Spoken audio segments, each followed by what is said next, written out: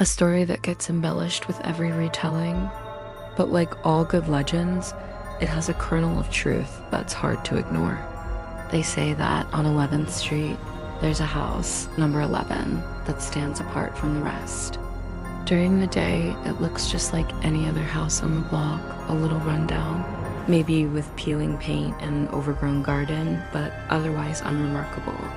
Neighbors walk past it, kids ride their bikes by, and life goes on. It's a perfectly normal, quiet suburban street. But when the sun sets and the streetlights flicker on, something changes. A palpable chill seems to emanate from number 11, a cold that has nothing to do with the weather. The house seems to shrink into the shadows, its windows like vacant eyes staring out into the darkness. The neighbors lock their doors a little tighter, draw their curtains a little closer, and pretend not to notice the subtle shift in the atmosphere. They've learned not to look too long, not to listen too closely, because what happens on 11th Street after midnight is something they'd rather forget. The legend isn't just a story, it's a warning. The real story begins when the clock strikes 12.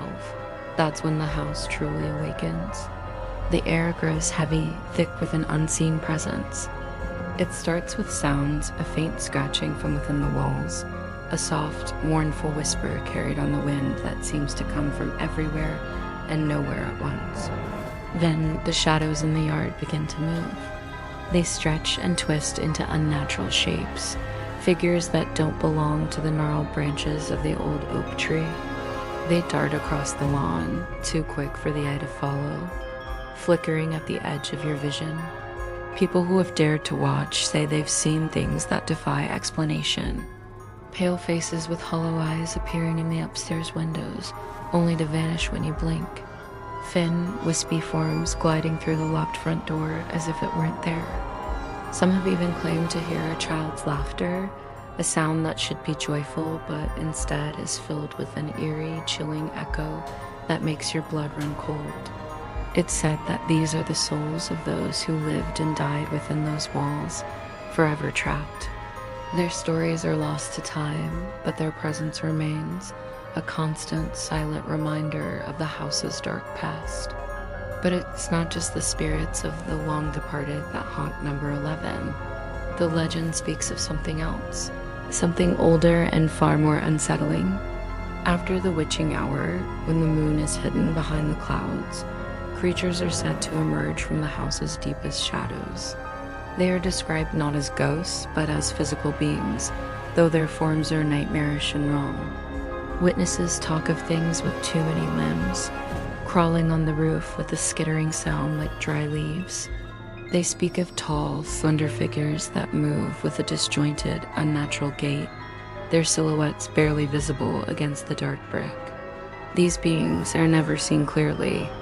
They are always just a glimpse, a fleeting movement that makes you question your own sanity. Are they protectors of the house, or are they the true source of its malevolence? No one knows for sure. The stories say they are drawn to the energy of the trapped souls, feeding on the fear and despair that saturates the property. They are the keepers of the house's secrets, guardians of a darkness that has festered there for generations.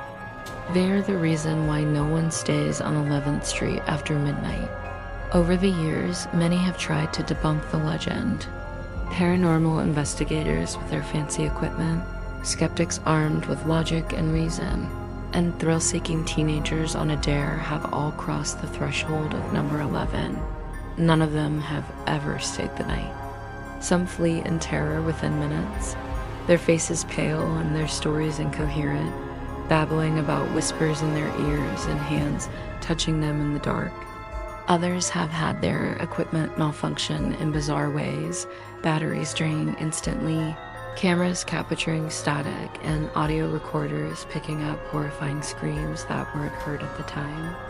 A few have never been the same again, forever haunted by what they saw or felt inside. They talk of a crushing sense of dread, a feeling of being watched by a hateful intelligence that wanted them gone. The house doesn't just scare you. It gets inside your head, preying on your deepest fears.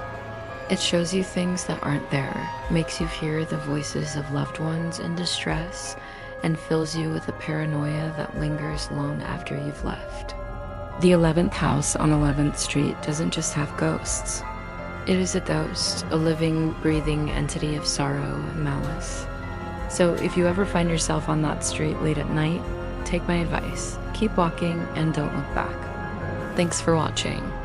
If you enjoyed this story, be sure to like, subscribe, and hit that notification bell for more tales from the shadows.